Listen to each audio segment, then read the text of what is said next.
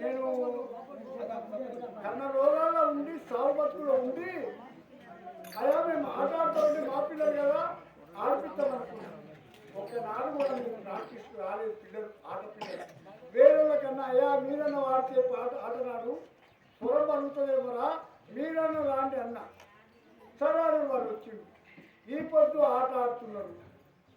ఏ వారము నిన్న ఏ వారం శనివారం.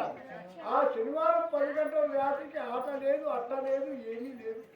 నేనేమనుకోవాలి ఆడతానన్నా చెప్పిన మంది కంగారు పెట్టి కనుక మీ జాతికి నేను పోరాడి గెలుస్తున్న భయం నాకు ఇంకా ఇప్పుడు దిగిపోయింది పోయింది.